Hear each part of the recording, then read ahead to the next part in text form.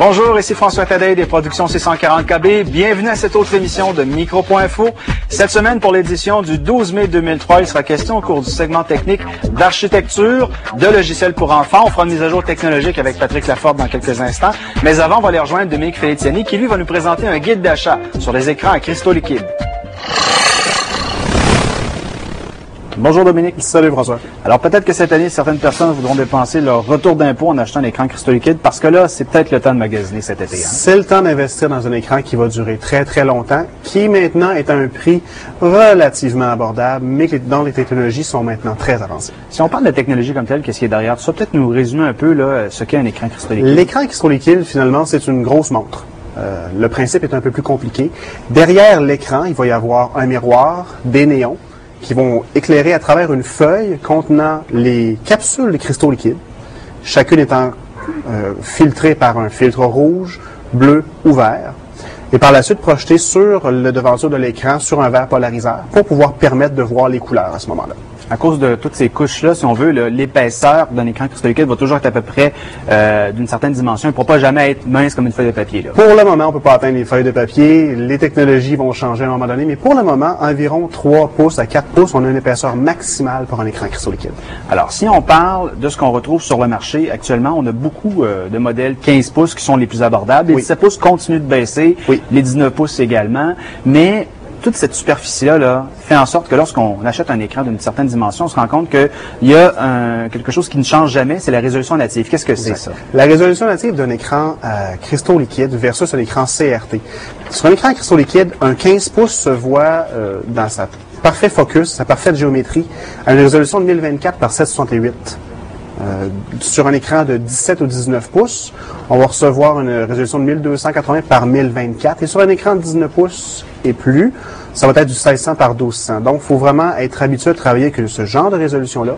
Parce que si on change la résolution de cet écran, à ce moment-là, elle va être interpolée. L'écran va être légèrement plus flou. Les pixels, moins de focus, moins de précision à ce moment-là. Ce sera moins intéressant à ce moment d'utiliser cette beaucoup moins intéressant parce qu'on perd la précision de l'écran LCD. On a souvent dit que la superficie d'un écran cristaux liquide est supérieure à celle d'un écran cathodique, bon, CRT. C'est toujours vrai, ça? La superficie d'un écran à cristaux liquides est presque la même chose qu'un écran CRT, un écran standard. On parle d'environ, en pouces, là, de 1 demi-pouce de différence sur tout le contour. Environ 15% de différence de surface. C'est négligeable. Quelqu'un qui achète un écran de 15 pouces va avoir 15 pouces de diagonale vrai sur un écran LCD, à comparer à un écran cathodique, dont il va avoir 13,9 pouces. Ce qui veut dire qu'un écran LCD 15 pouces est presque l'équivalent d'un écran 17 pouces CRT standard, qui va afficher, je crois, si ma mémoire est bonne, 15,9 pouces ou 16 pouces. Donc, il y a très, très peu de différence. OK. Mais, en règle générale, un écran cathodique de 2 pouces de plus va être similaire à un écran cathodique, un écran cristaux liquide de 2 pouces de moins. Là. À peu près. Okay. À peu près. Il faut vraiment se dire que la taille réelle de l'écran LCD, c'est la taille affichée sur la boîte. Donc, un 15 pouces, c'est vraiment un 15 pouces de visible, versus un 17 pouces CRT qui est un écran de 15 pouces et demi, 16 pouces de visible seulement. Il faut faire bien attention à ça. D'accord. Là, on a certaines caractéristiques techniques lorsqu'on magasine ces produits-là qui sont un petit peu étrangères à nous parce que, bon, faut réapprendre à magasiner les écrans. Il faut éliminer de sa tête les principe connu d'un écran CRT. Sur un CRT, on s'occupait surtout du taux de rafraîchissement à 1024 ou à sa taille maximum, ce qui est important. Sur un LCD, c'est totalement différent. On oublie ces taux de rafraîchissement-là pour amener d'autres paramètres. Bon, un de ces paramètres-là, c'est la luminosité et aussi le ratio de contraste. Les deux sont très liés sur un écran cristaux liquide. Alors, peut-être nous démystifier ça. La luminosité sur un écran LCD est 2 fois supérieure à un écran cathodique standard. Ce qui veut dire qu'en mettant l'écran LCD dans son maximum de luminosité, il devient très très clair, un peu comme si on délavait les couleurs.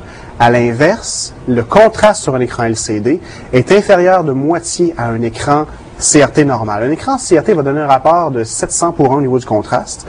Un écran LCD environ 450 pour 1, 400-450 pour 1. pour le contraste. Donc, la luminosité va contrecarrer un peu l'effet de baisse de contraste.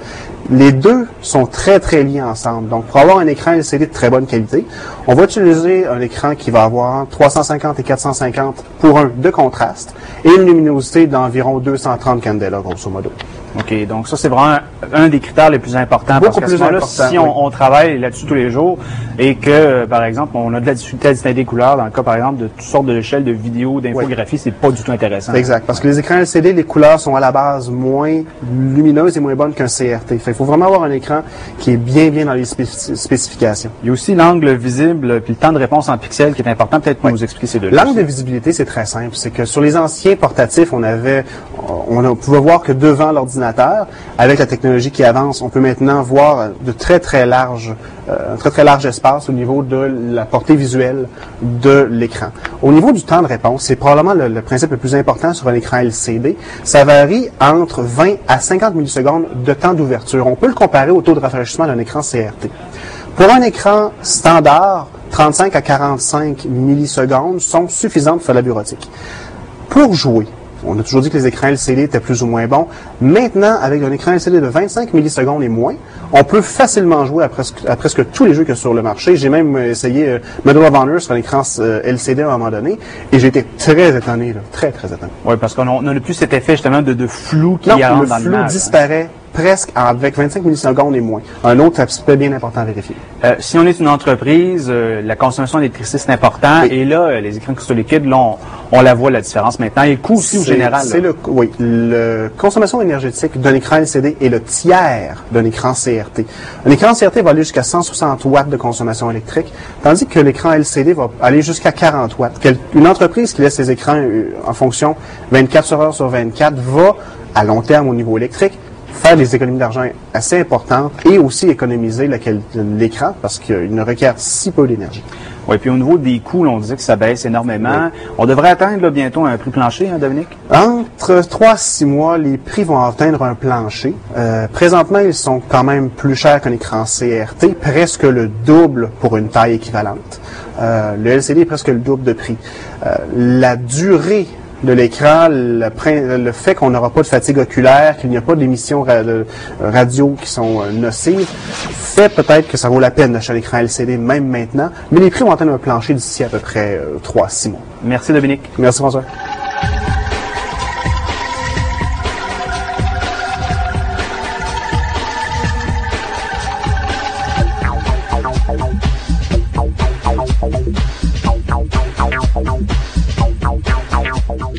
Audrey Miller est avec nous, donc il va être question de l'échelle pour enfants. Et cette semaine, elle a une thématique sur le signe du rose, donc il va être question de Barbie, mais aussi de la Panthère rose. Bonjour Audrey. Bonjour François. Le titre de la Panthère rose, c'est Pinkadelic Poursuite, et comme on peut le dire, c'est très fidèle là, au dessin animé.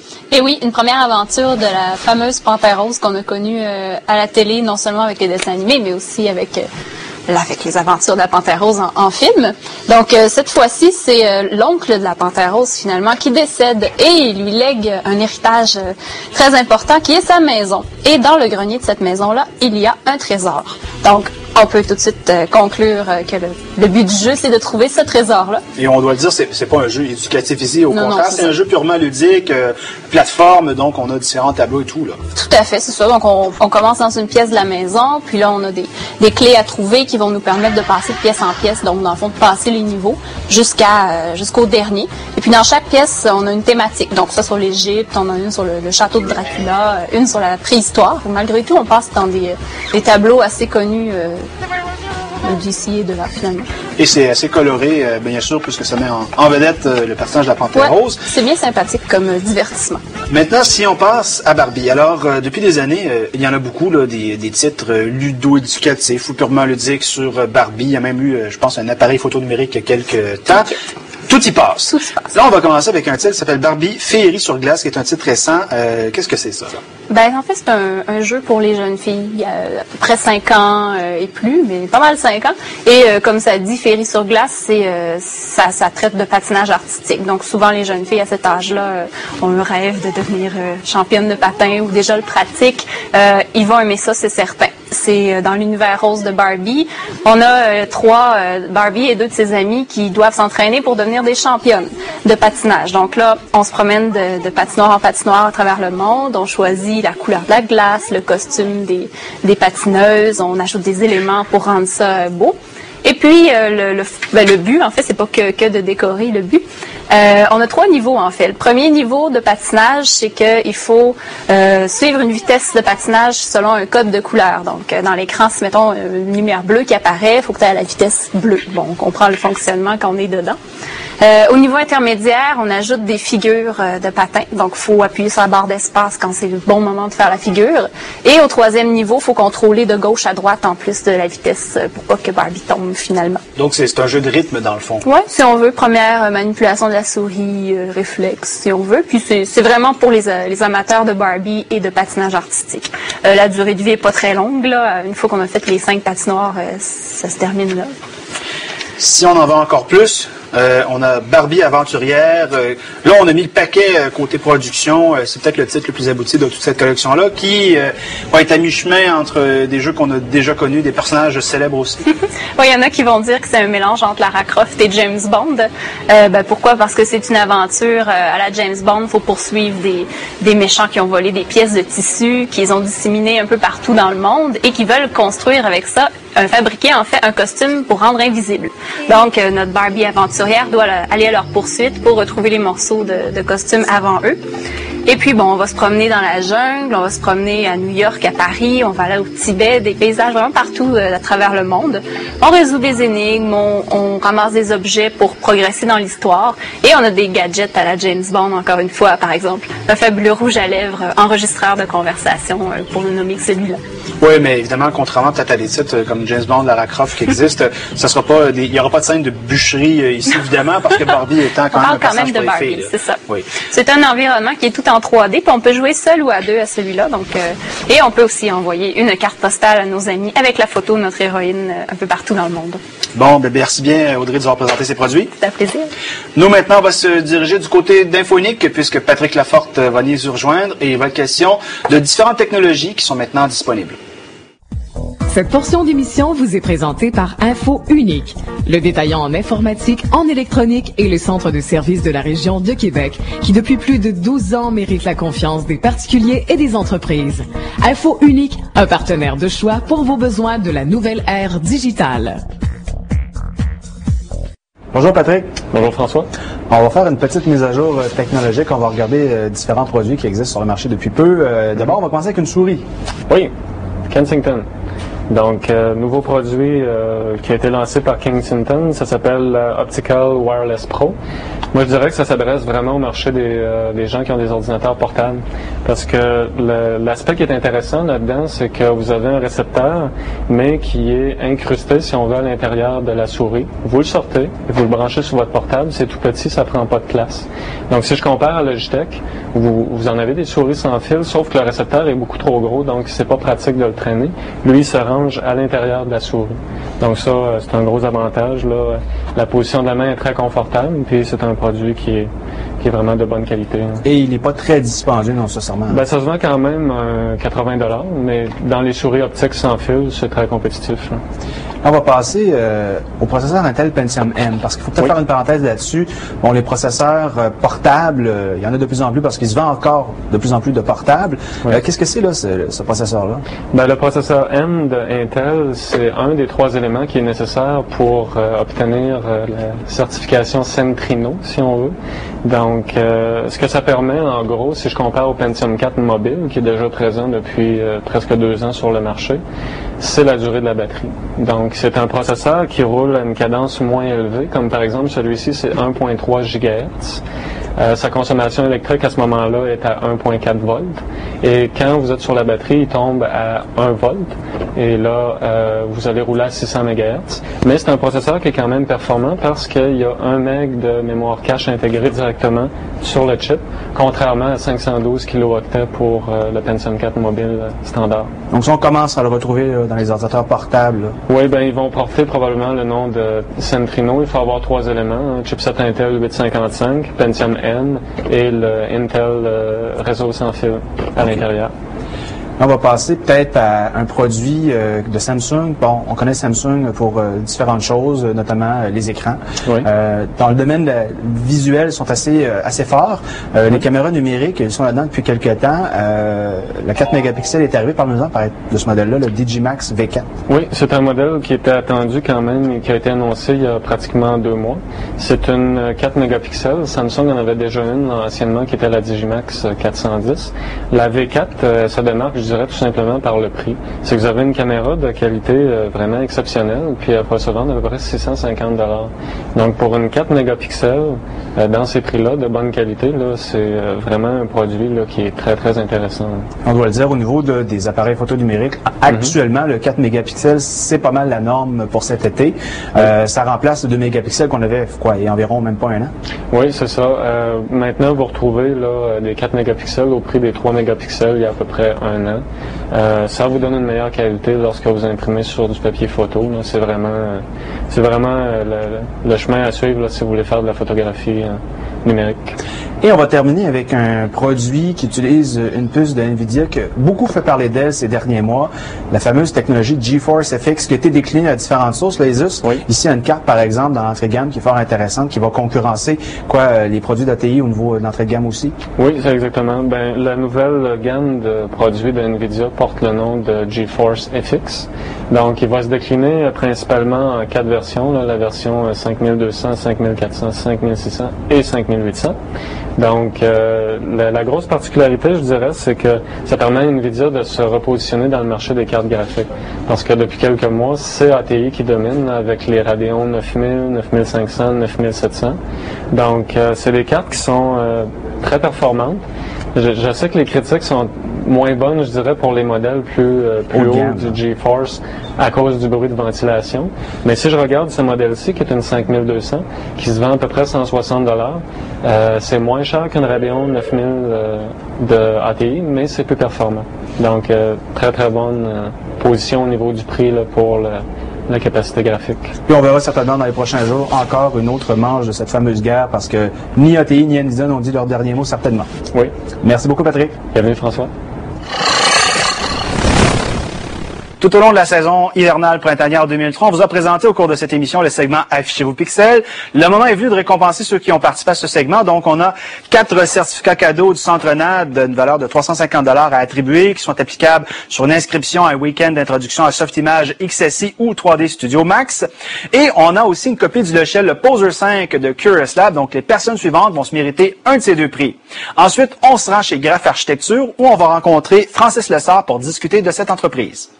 Affichez-vous Pixel vous est présenté par le Centre national d'animation et de design. Au Centre NAD se côtoient depuis 10 ans les professionnels de l'imagerie numérique d'aujourd'hui et les artisans de demain.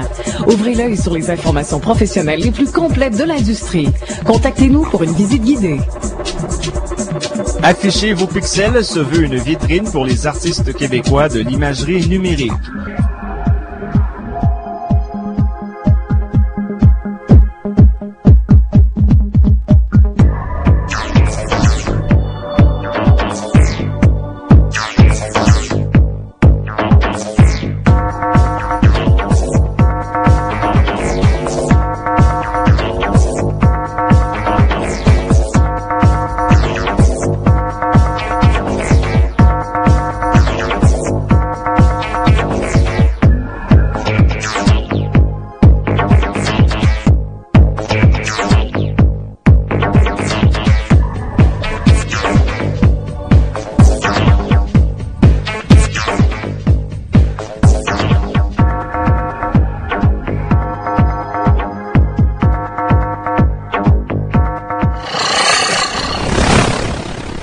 Francis Lessard, bonjour. Bonjour. Alors, vous êtes le cofondateur de Graph Architecture. D'abord, pouvez-vous nous présenter cette entreprise, comment ça a été formé, quels étaient vos objectifs? En 95, mon associé et moi, on sortait de l'école d'architecture. Moi, ça faisait 1 an et Vincent 2 ans. On s'est buté à l'époque à un manque de travail en architecture, moins de construction, tout ça. Puis, on avait tous les deux un background, on avait travaillé beaucoup avec l'informatique à l'école d'architecture. On avait appris à travailler dès les débuts des années 90 avec des logiciels de modélisation 3D. Puis on avait une grande impression que l'architecture, tout l'aménagement général allait avoir besoin de ces genres d'outils-là. Et on a décidé de plonger en fin 95 à plancher sur un plan d'affaires. Si on parle des méthodes aujourd'hui que les architectes utilisent pour présenter des projets, il y a la bonne vieille maquette en bois avec du balsa, des choses comme ça, mais ça évolue cette méthode-là. Aujourd'hui, l'informatique joue un rôle de plus en plus omniprésent. Alors comment on passe de la maquette à des représentations graphiques? Je pense que maintenant, l'informatique est rendue un peu l'extension de la main. Certaines générations d'architectes ont encore besoin de travailler avec la matière plus physique. Maintenant, les jeunes architectes sont formés à utiliser beaucoup les outils de modélisation 3D, les outils d'infographie, les outils de multimédia même pour présenter les projets. De même, à l'école d'architecture, les cours maintenant sont spécifiques sur l'utilisation du 3D, des présentations web, flash pour présenter des concepts. Donc, le concept du multimédia est vraiment intégré au niveau des jeunes. Ça a fait la transition. Maintenant, aujourd'hui, on en voit encore quelques maquettes physiques, mais de plus en plus, comme on va voir dans les images que vous allez sûrement présenter, des maquettes virtuelles. Donc, des maquettes, comme on les voyait à l'époque, des maquettes, c'est pas en carton, mais c'est des maquettes urbaines ou architecturales, mais qui maintenant contiennent toutes les textures, les luminaires, et on peut les manipuler en temps réel. Donc, ça permet aux architectes, aux concepteurs d'être beaucoup plus en avant et faire comprendre leur projet maintenant. Donc, la compréhension est plus facile à faire. C'est pour ça que les architectes penchent beaucoup maintenant, et c'est presque systématique. Toute la conception se fait en 3D maintenant. Quel genre de réalisation avez-vous jusqu'à maintenant à votre actif? On en a plusieurs. Les plus visibles, c'est des projets où on a travaillé en concept d'éclairage. Donc, on a travaillé le Musée du Québec, les Tours Martello, entre autres à Québec, des projets de réaménagement urbain comme toute l'esplanade du Parlement de Québec. On travaille présentement sur des projets importants aussi comme l'Oratoire Saint-Joseph à Montréal, de requalification de l'ensemble du territoire. Donc, c'est des gros projets. La Cour des éboulements aussi. On a travaillé sur la Cour des éboulements avec le ministère des Transports après la tragédie pour faire des simulations du nouveau tracé. Donc, présentation. Donc, c'est des projets qui sont, je pense, les plus visibles, les plus qui ont plus la cote auprès des gens. Tout à l'heure, on va parler un peu des outils technologiques avec votre collègue cofondateur. Mais si on parle du résultat final que ça donne, par exemple, dans un travail d'illumination avec, la commission de la capitale, vous avez plusieurs projets. Est-ce qu'on est vraiment proche de la réalité maintenant avec les outils technologiques? Oui. En pourcentage, on pourrait dire qu'on est à peu près à plus ou moins 5% de la réalité. Pourquoi on arrive à ces résultats-là? C'est qu'on crée des maquettes virtuelles qui sont extrêmement fidèles. Donc, le projet en 3D est très détaillé. On y ajoute après ça les luminaires. Donc, tout ce qui est les luminaires, ce sont les vrais luminaires des fabricants. Donc, c'est des fichiers qui sont fournis par les fabricants. Une fois mis dans la maquette 3D, donne la vraie courbe photométrique, donc donne le vrai résultat d'éclairage. Et en associant les bons matériaux aux bons éclairages, ça nous donne le résultat tellement près de la réalité que on se trouve à faire beaucoup d'ingénierie par la suite. Donc, le positionnement, les angles de luminaire, tout le tralala est déjà décidé à l'avance dans le virtuel. Donc, c'est très, très, très proche. Merci beaucoup, Francis. On va y retrouver votre collègue Vincent qui va nous parler des aspects techniques de cette fonction-là. Merci.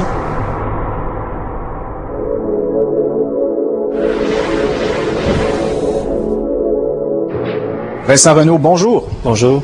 On va parler des outils technologiques qui sont à votre disposition là, pour créer des modèles. D'abord, quel type de logiciel vous utilisez?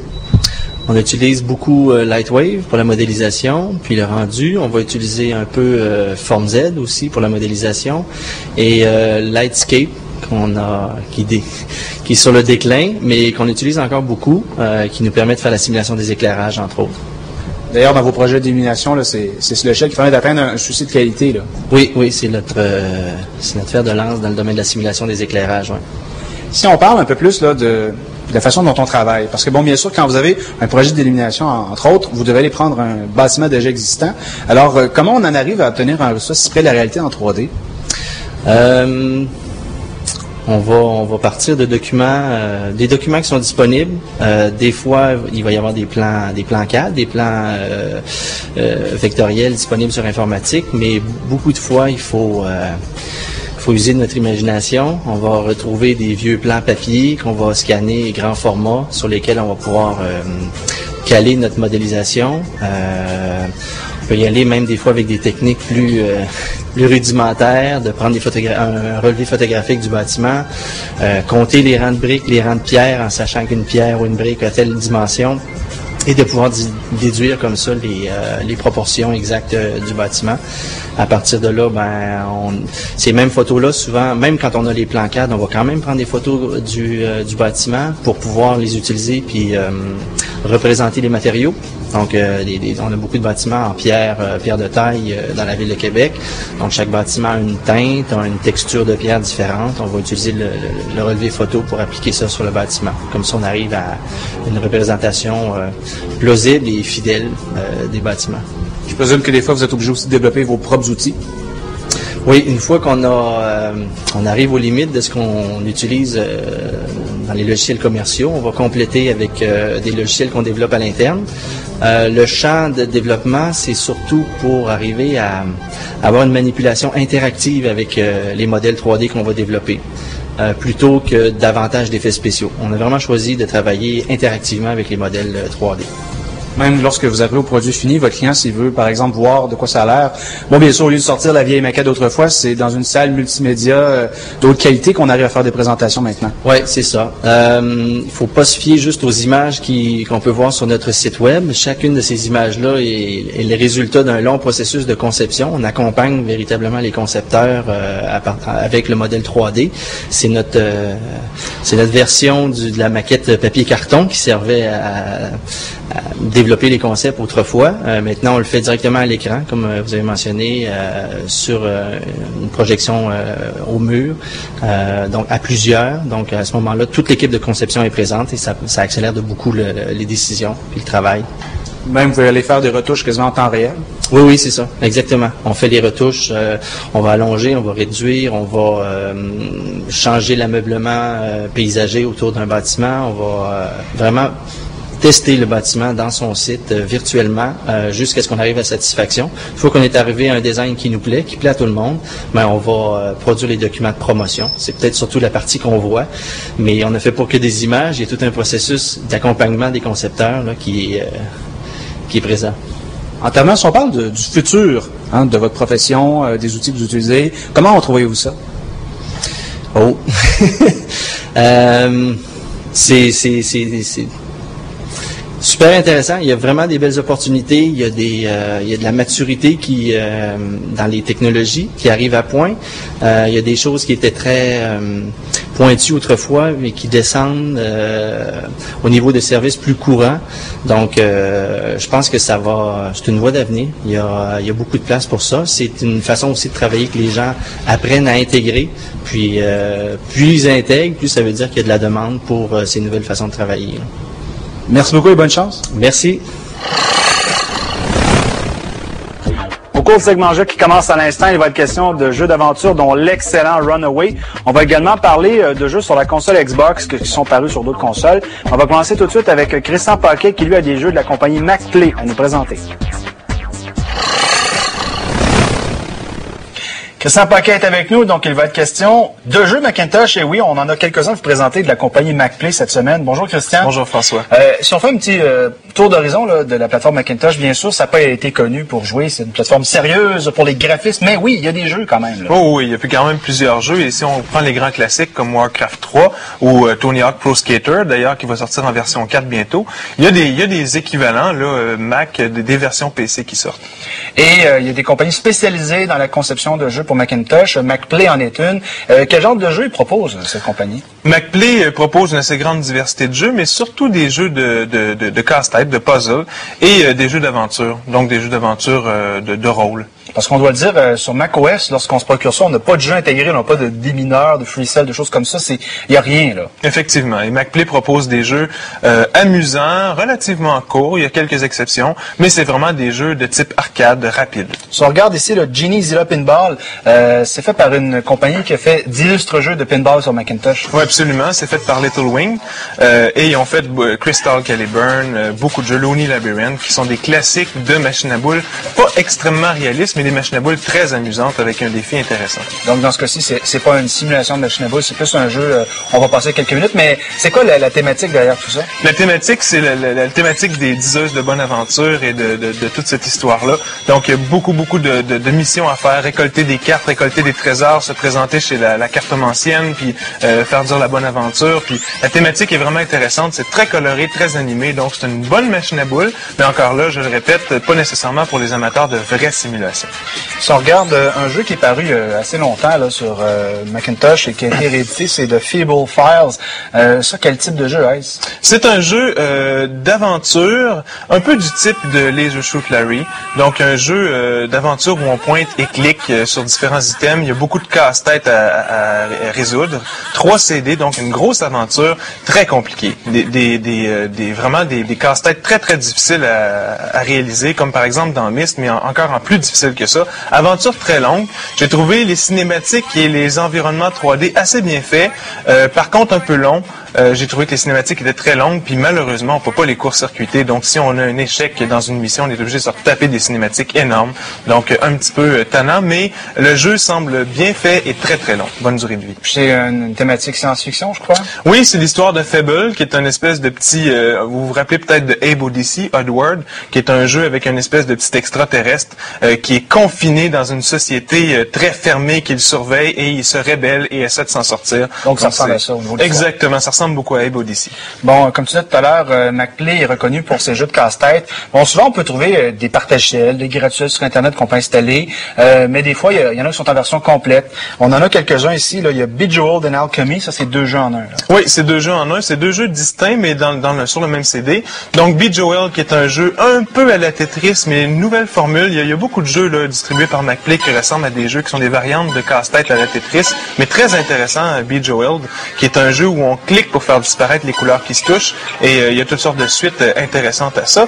Et Alchemy, qui est un jeu d'association de pièces qui se ressemblent pour quelques-uns de leurs caractéristiques. Donc, par exemple, je vais pouvoir annexer des pièces ensemble qui ont la même couleur ou le même symbole, et si on peut retrouver les mêmes couleurs dans la même zone ou le même symbole dans la même zone, à ce moment-là, on fait des lignes, et on trace des lignes, et on convertit la surface en or. Et c'est ça qui nous fait passer au prochain tableau. Si on en a passé, on a la Super Game House Collection, qui est avec 3 jeux. Le premier, c'est Super Collapse, c'est une variante, là, encore une fois, de Tetris. Exactement, c'est une variante de Tetris que j'ai trouvé un petit peu moins intéressant. C'est un jeu de rapidité. Tetris aussi est un jeu de rapidité, mais celui-ci, bon, les blocs s'empilent très vite, et en cliquant sur les couleurs, on les élimine par groupe.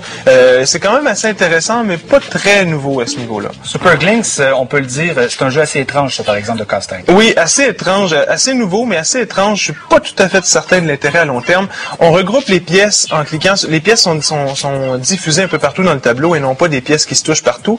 Et il faut sélectionner des pièces pour que le trajet ne change pas d'angle plus de 2 fois. Donc, c'est assez compliqué juste de comprendre les règlements, mais quand on comprend, c'est assez intéressant.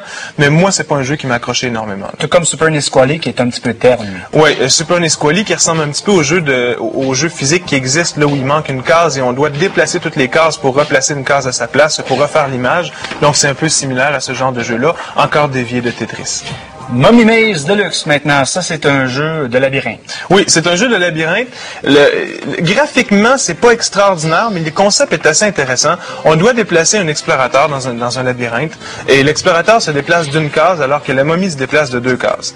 Donc, il faut essayer de coincer la momie dans une entourloupette quelque part. Il faut coincer la momie et réussir à sortir du labyrinthe. Donc, il faut faire des mouvements astucieux pour que la momie puisse pas se déplacer, parce qu'elle se déplace plus vite que nous. Donc, en la coinçant quelque part, on peut sortir. Les tableaux deviennent de plus en plus difficiles, et vraiment, là, ça devient assez compliqué de passer. En terminant, la part de ces jeux-là, on peut jouer ça sur quelle plateforme? Est-ce que c'est uniquement macOS 10 ou dans certains cas, ça peut fonctionner sur macOS 9? La plupart sont macOS 9 et 10, mais dans le cas de Super Collapse, entre autres, on a affaire à une macOS 10 seulement, et dans le cas des Feeble Files aussi. Donc, si on va en savoir plus, sans doute le site de MacPlay, c'était plus intéressant à consulter. Oui, il y a beaucoup d'autres jeux, d'ailleurs, distribués par MacPlay. C'en est qu'un échantillon. Merci beaucoup, Christian. Ça fait plaisir, François. Nous, maintenant, on va aller retrouver Jack Poulin, qui, lui, a des jeux sur la console Xbox à nous présenter. Cette portion d'émission vous est présentée grâce à la collaboration de Dream City, le centre multimédia. Salle de jeu en réseau, simulateur de course, Internet haute vitesse, le tout dans une ambiance du tonnerre. Maintenant, 2 centres pour faire éclater vos sens à Sainte-Foy et à Beauport. Dream City, mon monde. Bonjour Jack. Bonjour François. On va parler ensemble de jeux sur la console Xbox qui sont des conversions, donc des jeux qu'on a connus avant sur d'autres consoles. On va commencer avec Pro Race Driver de Codemasters. C'est un jeu de course. Oui François, puis la particularité de ce jeu-là, c'est que quand tu commences le jeu, justement, tu incarnes Ryan McCain. Ryan McCain, au début du jeu, on le voit, c'est un jeune homme qui assiste justement à la mort de son père en piste. Et là, il est traumatisé par ça. Et là, on voit justement son développement en tant que pilote. Il commence au départ pour une écurie qui veut juste le tester, pour qu'il fasse ses preuves. Et plus le jeu avance, plus justement il a accès, comme on s'y attend, à des courses qui sont plus prodigieuses, avec des véhicules plus puissants, etc. C'est intéressant. Donc, il y a un scénario en arrière de tout ça et ça permet de faire des courses différentes. Si on parle des courses comme telles, comment elles sont? Ben, les courses, il y a 20 voitures, alors ça c'est le fun. Il y a plusieurs championnats.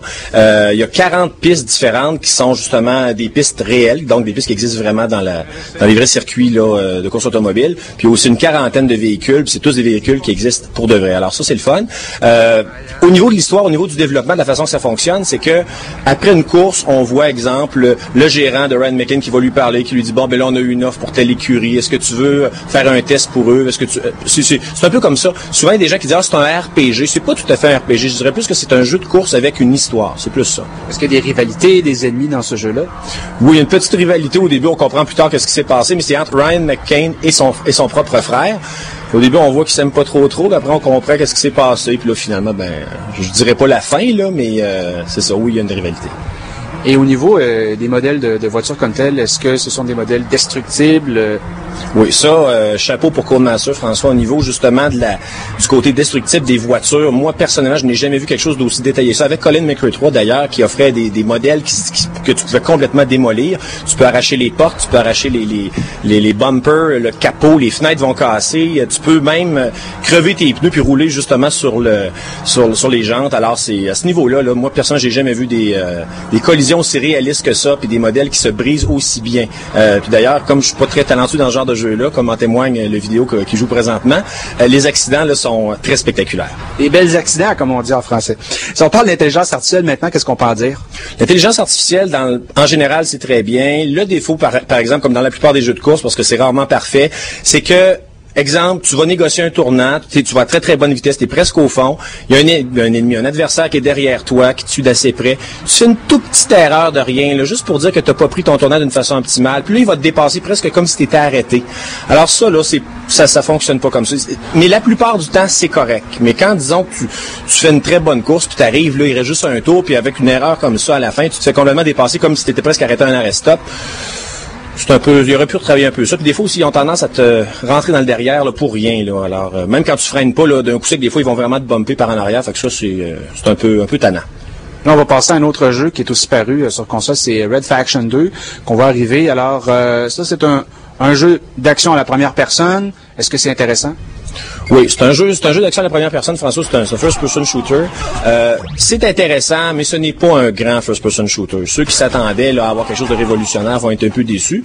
Moi, quand j'ai essayé ce jeu-là, avec le mode, il y a un mode qu'on appelle Géomode. Dans le fond, c'est pas un mode de jeu comme tel, mais c'est plus que les développeurs ont implanté un système justement où tu peux détruire l'environnement, mais ça a une incidence très peu intéressante sur le déroulement du jeu. C'est que parfois, tu vois un mur, tu tires dedans, il va se démolir, puis en arrière, tu vas trouver des balles. Mais comme stratégie réelle, quand tu vas affronter justement tes ennemis, je peux pas dire que ça change grand-chose. Et ce qui est toujours intéressant dans un jeu de ce type-là, c'est ce type d'armement qu'on peut utiliser. Qu'est-ce qu'on peut en dire dans ce jeu-là? Ah, les armes, ça, c'est super bien fait. Ça, c'est le fun. Ils ont tous des caractéristiques qui sont différentes. Puis, justement, c'est un peu, c'est très bien balancé. Si c'est un rocket launcher, c'est évident que tu pourras pas tirer 40 balles à chaque 5 secondes. Là, c'est sûr que tu vas devoir reloader tout ça. Donc, par rapport à ça, le jeu est bien balancé. Le bruit des armes est bien fait. L'animation également, là, quand tu marches et tout ça, c'est correct. Mais le défaut que je trouve de ce jeu-là, c'est très difficile à définir. C'est un ensemble de petits facteurs. C'est un jeu sans âme. Tu joues à ça, puis tu t'en fous. Tu t'en fous un peu de ton personnage. C'est pas comme quand tu vas jouer à Zelda, quand tu vas jouer à Mario, quand tu vas jouer à Splinter Cell ou Halo, tu t'attaches au personnage, tu veux pas qu'il arrive du mal. Mais dans ce jeu-là, c'est pas vraiment ça qui se produit. On dirait que tu t'en fous un peu. Puis d'ailleurs, tu incarnes toujours des personnages différents. Puis ils sont pas très bien présentés dans le sens que on n'apprend pas vraiment à les connaître. Le développement de l'histoire là, c'est pas terrible. Au niveau de l'histoire là, on repassera. Puis on doit dire, c'est pas un jeu nécessairement très long à jouer, donc peut-être à conseiller pour une location, mais il y a quand même un petit mode multijoueur. Oui, le mode, la campagne solo, François, peut prendre environ 6 à 10 heures, tout dépendant du talent de chacun puis du niveau de difficulté qu'on va choisir. Ce que j'ai aimé puis ce que j'ai pas aimé du mode multijoueur, premièrement, dans le mode multijoueur, il y a 60 maps différentes. À ma grande surprise, même si j'ai joué tout seul sur ma télévision contre des bots, comme on dit, je me suis amusé. Le mode multijoueur, il est le fun, sauf que ils n'ont pas mis d'option pour Xbox Live, puis il n'y a pas non plus d'option pour pouvoir brancher des consoles ensemble. Alors, si tu joues à plusieurs joueurs, tu es obligé de jouer les 4 dans le même écran. Personnellement, je suis un petit peu tanné de ça. Okay. Et là, on va terminer avec un jeu de LucasArts qui vient de faire son entrée aussi. C'est Star Wars Clone Wars. Lui, il a un mode Xbox Live, on va en parler un peu. Mais si on parle d'abord de ce jeu-là, alors comment il se situe? Mais ça, François, c'est un jeu de combat de véhicules à la 3e personne. On peut jouer aussi à la 1re personne, mais je l'ai essayé, puis c'est... En tout cas, ça joue beaucoup mieux à la 3e personne. Puis le véhicule est quand même bien modélisé, fait que c'est intéressant de le voir. Sur Xbox Live, tu peux jouer jusqu'à 8 joueurs. Ça ressemble un petit peu, quoi qu'il y a des similitudes un peu avec Mechasso, dans le sens que c'est des robots, c'est des véhicules qui vont s'affronter. Mais moi, ma déception, encore une fois, c'est au niveau technique. Au niveau technique, c'était pas parfait sur PS2 ni sur GameCube, puis là, c'est pas parfait non plus sur Xbox. Les développeurs ont pas pris le temps d'améliorer ça. Tout ce qu'ils ont fait, c'est qu'ils ont rajouté Xbox Live. Les effets de lumière sont peut-être un petit peu plus aboutis. Les textures sont peut-être un peu plus riches, mais j'essayais de jouer, tout à l'heure j'ai joué avec, puis tu fais des tours de 180 degrés, puis ça saccade. Je dirais que l'animation, c'est difficile à évaluer, mais ça joue pendant entre 20 et 60 images secondes. C'est tout le temps en train de se promener. C'est un petit peu tannant. Ça n'empêche pas que le jeu est le fun quand même, là, mais... Et pour ce qui est du mode multijoueur, Jack, ils ont simplement adapté ça pour Xbox Live. Il n'y a pas grand-chose de neuf. Non, c'est exactement le même mode, François. Tu peux affronter justement d'autres adversaires jusqu'à 8 joueurs en même temps. Puis tu peux avoir aussi, t'as des modes habituels, là, pas capture de flag, mais tu peux protéger une forteresse, des choses comme ça. Donc ça, c'est correct, c'est le fun, c'est bien fait. Il y a un petit peu de lag, mais c'est pas un lag qui est dû justement à la connexion, parce que tout le monde est en haute vitesse. C'est sûr que parfois ça peut arriver, mais ça ralentit parce que le jeu est truffé de ralentissement. Alors ça, c'est un peu tannant. Et là, on va aller à Los Angeles, ou à toi, Jack, voir un reportage que tu as fait l'an dernier avec Bill Baldwin de Digital Anvil sur le jeu Brute Force. Allons-y.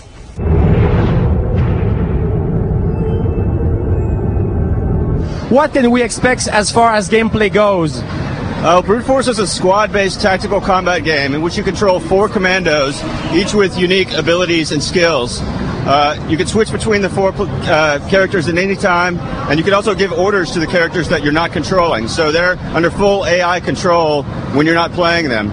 You can have them sit back in guard mode, you can send them out to go kill bad guys, or you can use them in a variety of ways.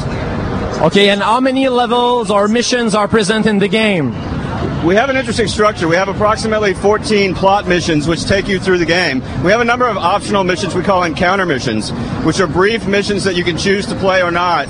This should provide a high level of replayability to the game and allow you to...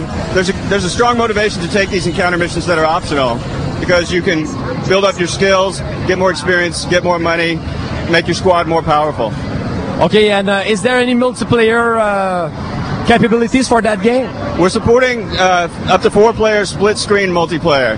We have a really cool feature that we call Hot Swap, where at any time someone can plug in a controller, hit the A button, and join the game. The screen will split appropriately. You can jump in and out at any time. So you can have one player go and it gets too hard, needs some help. His friend can come plug in a controller, join him, and they're playing 2-player. We make no distinction between single-player and multiplayer in the game. In addition, we will have multiplayer-only modes such as Deathmatch, but the focus of the game is cooperative multiplayer. And given the 4 unique characters, we think people will have a really great time playing the different characters and using their strengths. Okay, so as far as characters goes, they seem to be very different. Tell us more about their different capabilities. Sure. So Hawk is a scout. She's very stealthy. She has an invisibility mode where she can sneak back behind enemy lines. She has a melee attack with a power blade. She can't take much damage. You don't want to send her into heavy fighting. She'll die pretty quick. We have Flint, who's the sniper. She has an advanced targeting mode where she basically has auto-aim. And she has a sniper scope that's very powerful. Again, she can't take a whole lot of damage. She's best to hang back and take advantage of the sniper scope. At the other end of the spectrum, we have Brutus here, who's an alien creature. His race of aliens appears pretty prominently in the game. Several missions take place on his homeworld. But he's pretty much a jack of all trades. He can use heavy weapons and cannons. He's pretty fast. He's pretty much an all-around fighter. The other character's Tex. He's a heavy weapons guy. He's big, he's slow, he can fire 2 big guns at the same time, and he can take a lot of damage. But he's not going to sneak past anyone.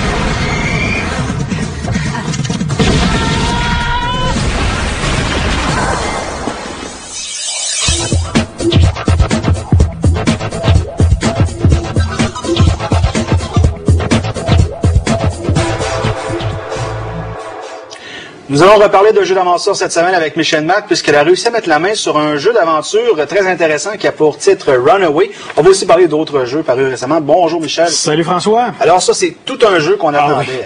Moi, c'est un des jeux les plus plaisants que j'ai vus depuis longtemps dans le domaine des jeux d'aventure. On s'est amusé comme des fous là à passer au travers de ce jeu-là, qui est un jeu qui a été développé en Espagne, à Madrid, par une compagnie qui s'appelle Pendulo Studios, puis qui était déjà disponible, je crois, là en d'autres langues, et qui nous est apparu dans une version francophone pour le marché du Québec et le marché de la France, évidemment. Donc, on le retrouve sur nos tablettes, ce jeu-là, qui met en scène 2 personnages qui vont vivre une aventure ensemble. Oui, on a Brian, un jeune étudiant qui est sur le point de rentrer à l'université Berkeley, et Gina, qui nous dit au début, en fait, qu'elle travaille dans un bar, qu'elle est poursuivie par 2 mafiosos qui auraient tué son père. Brian va le frapper en voiture, et là, elle lui demande de l'aide pour pouvoir survivre. Donc, évidemment, Brian se laisse entraîner par la belle Gina.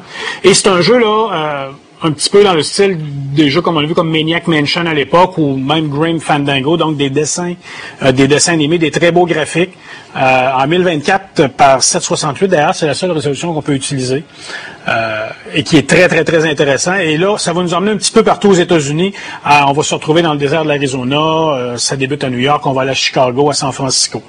Donc, c'est un jeu très prenant dès le départ parce que l'histoire est intéressante, mais aussi pour que ça fonctionne bien, ce type de jeu, il faut que l'interface soit simple, les puzzles soient intéressants. On a réussi à créer une interface très très simple, en même temps très efficace. Donc, du pointer-cliquer, la souris, le curseur va nous donner automatiquement l'action, la meilleure action à faire sur l'objet. Donc, beaucoup de manipulation d'objets. Encore une fois, on devra prendre des objets, les utiliser pour poursuivre. Le jeu est divisé en 6 chapitres, chacun des chapitres ayant une longueur différente. Puis, je dois le dire tout de suite, là, le jeu, il est pas tellement long pour les gens qui ont une bonne expérience des jeux d'aventure. Vous allez peut-être trouver ça un petit peu décevant au niveau de la longueur parce qu'on aime tellement ça qu'on en voudrait plus. Et moi, je te dirais que ça s'est terminé en maximum une quinzaine d'heures. En fait, en l'espace de 2 jours, on l'avait terminé. C'est 15 belles heures, là. Ah, c'est 15 belles heures. C'est un jeu d'aventure, oui, mais teinté d'humour, un peu comme on voyait à l'époque. On voit des clins d'œil là qui sont faits à certains films qu'on a vus comme Fiction pulpeuse et compagnie. Donc, beaucoup de références au monde du cinéma. Puis également, le jeu est présenté sous forme de flashback, où on voit le personnage principal, Brian, qui souvent va venir nous parler de ce qui s'en vient ou de ce qui s'est produit. Il est assis dans une chaise et il nous parle. On doit dire au niveau de la réalisation technique, aussi bien au niveau graphique qu'au niveau sonore, effets spéciaux, c'est très bien réussi. C'est rare que j'en attardais à ça, mais j'ai trouvé que la trame sonore était très bien, autant au niveau de la musique qu'au niveau des voix, qui ont été faites par des acteurs professionnels français. Que nous, on connaît peut-être moins ici, là, mais des gens qui ont déjà doublé au cinéma. Donc, ça donne un cachet très professionnel au jeu, qui comporte aussi des belles transitions, là, des transitions animées entre les différents chapitres, entre les différentes énigmes, qui sont peut-être parfois, là, je te dirais, un peu longues, parce qu'on a le goût de continuer le jeu, puis là, on est pris peut-être 1 minute, 2 minutes à regarder ces transitions-là, qui, au niveau graphique, sont peut-être un petit peu moins détaillées là, que le jeu en général, mais c'est quand même des défauts mineurs, là, je dirais. Puis au niveau de la difficulté, des puzzles à résoudre, est-ce que la courbe de difficulté est croissante? J'ai trouvé qu'au début, c'était beaucoup plus facile, et plus on progresse dans le jeu, moins ça devient évident, et plus on se retrouve avec des énigmes, un petit peu comme on avait vécu dans Maniac Mansion, à mettre un œuf dans un micro-ondes, si tu te souviens bien dans le temps. Donc, on a des choses beaucoup moins évidentes. Puis là, Ça devient compliqué. On se creuse la tête, mais c'est intéressant, c'est plaisant, c'est vraiment pas une punition. L'œuf dans le micro-ondes, c'était dans Zach McCracken. C'est exactement ça. Ben justement, ça permet de parler de Zach McCracken. Il y a des nouvelles aventures, mais c'est pas fait par LucasArts ici. Non, c'est un groupe de fans du jeu Zach McCracken qui nous ont sorti des New Adventures of Zach McCracken. Ce qui est intéressant, c'est que c'est totalement gratuit, distribué sur le net. Un fichier d'environ 7 MB, et c'est un jeu qui est multilangue. Donc, on peut l'avoir en français. Je vous fais part de toutes les autres langues qu'on a dessus. Et on se retrouve, en fait, une semaine après le retour de notre ami Zach. On se souvient, il avait sauvé la belle Annie. Donc, il est de retour à la maison.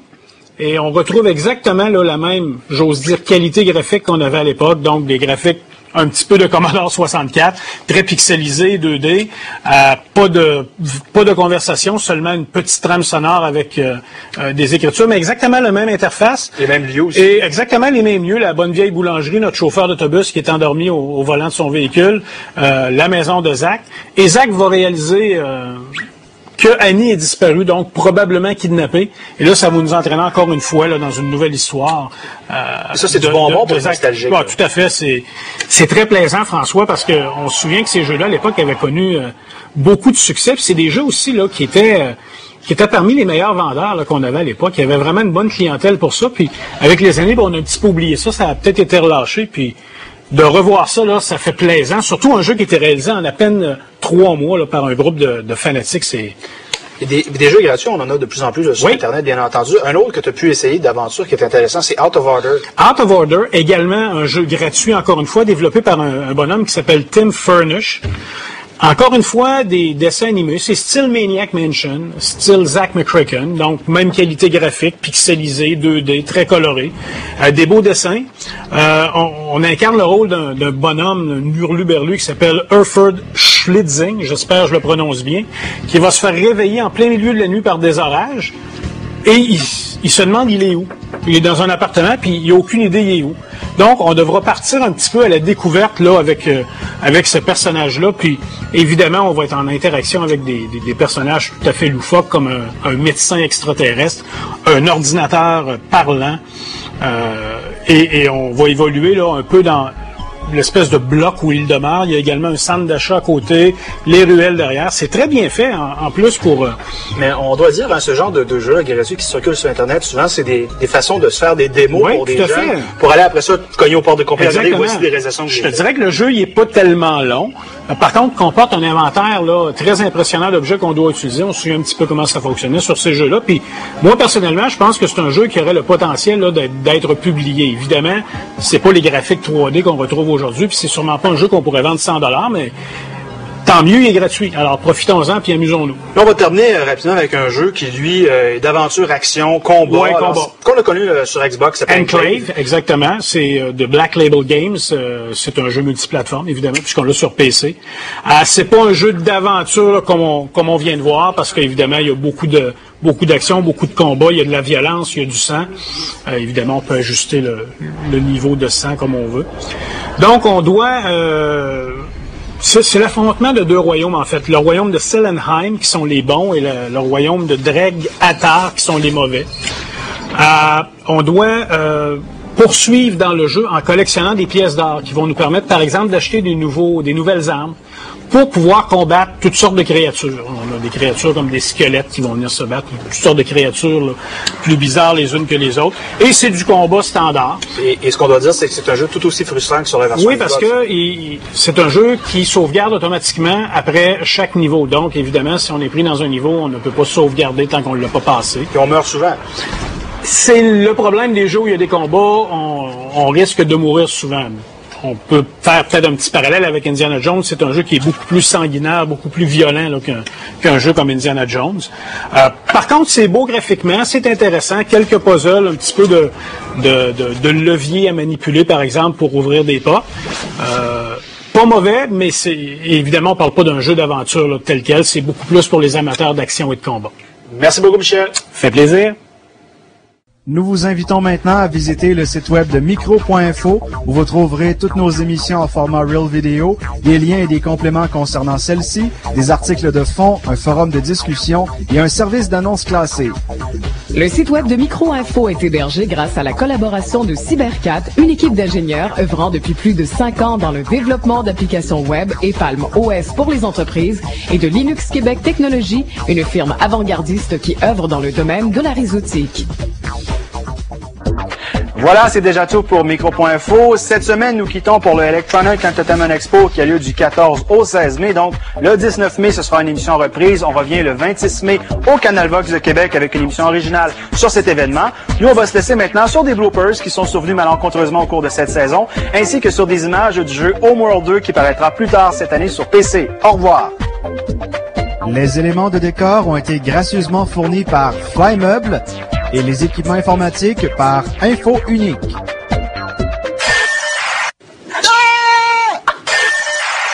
Non, mais à force de manger de la crème glacée puis devant l'ordinateur un pot complet de 2 litres, tu sais, c'est pas long, hein? Je dis, tiens, voyons, je vais prendre un 4 litres la prochaine fois. Crève que je suis fatigué, je vais tomber à terre. Tu tombes à terre dans... Tu tombes à terre dans 6 minutes, exactement. Ah, ça groove tout seul. Oui. Super. Il y a des petits filles qui dansent. Il faut pas que tu fasses ça, François, pendant la chronique. Si tu continues à souligner comme ça, l'écran va tomber à terre. Lollipop, oh, lollipop. Est-ce quelqu'un qui veut faire en sorte que la prochaine, on la reprenne aussi? Audrey, t'as trop tôt. Tombe en bas de ta chaise. Bon, dans les 4 saisons, comme le titre le dit, ce qu'on aborde, c'est les changements qui se passent quand les saisons défilent dans le temps.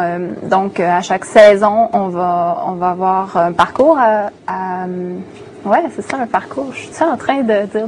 Elle se plante, hein? Audrey Miller est avec nous, donc il va être question de logiciel pour enfants après qu'elle se soit calmée de ses émotions. Ça va, Audrey? Il y a environ 4 ans, j'avais évalué le logiciel Hachette l'encyclopédie des vins et j'ai décidé de recommencer la chronique parce que c'était pas ça que je voulais dire.